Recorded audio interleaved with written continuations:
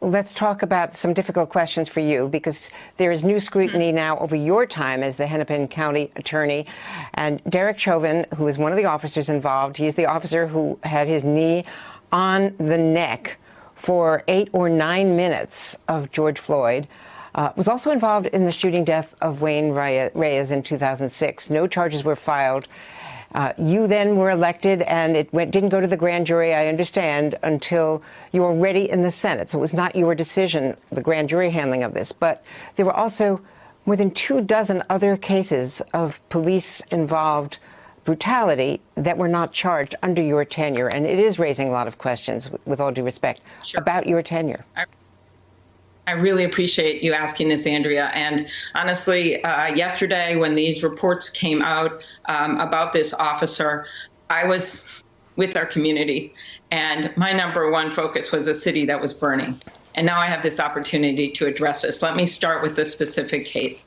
This idea that I somehow declined a case which has been reported on some news blogs and then sent out on the internet against this officer is absolutely false. It is a lie. I don't know what else to say about it than it is a lie. The case was investigated. That investigation continued into a time where I was already sworn into the U.S. Senate. I never declined the case. It was handled and sent to the grand jury by my successor.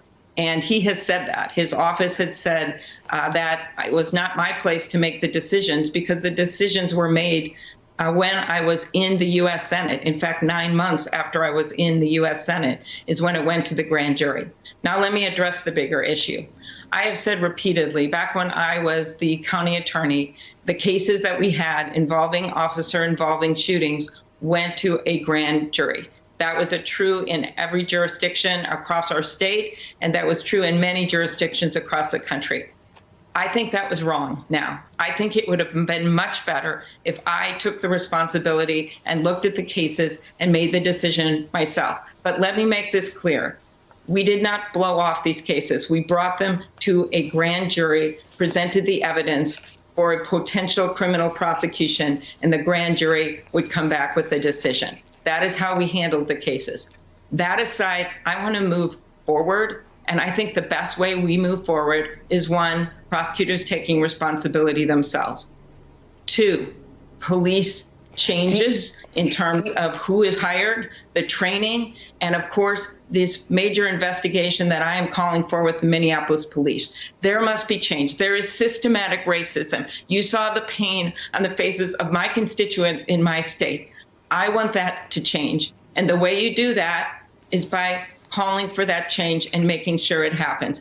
If George Floyd's death has any legacy, because he will never be brought back, it should be systematic change to our criminal justice system in Minnesota and across the country. And as a member of the Judiciary Committee, I pledge to get that done. But some people could, and certainly the people of color in Minnesota who feel that this has been systematic, including a period when you had a role in it, have to feel that this should be disqualifying for you to be on the ticket as vice president. Do you feel now that you should take yourself out of consideration, given that we are now involved in yet another national conversation about racism and about the way white officials have overlooked needed change for decades? First of all, this is Joe Biden's decision, and he was an excellent vice president. And he's going to make the best decision for him, for our country, for the pandemic and the crisis we're facing, to take over leadership of who's the best partner with him, to come in there with the competence that he is going to show, with the compassion he's going to show, with his strong support and understanding of the African-American community. He will make that decision. He'll decide who he's considering. The second thing, as far as my record, and I think I made this case in the presidential campaign, Andrea, you asked a big question to me, and I want to be able to respond. When I was county attorney, yes, African-American incarceration rate went down 12%. I was heralded by the Innocence Project for the work that I did in making sure that we had a DNA review of all of our cases, in working to have a new form of eyewitness ID that I implemented to reduce racist misidentifications, to make sure that we videotaped interrogations and that would happen nationally.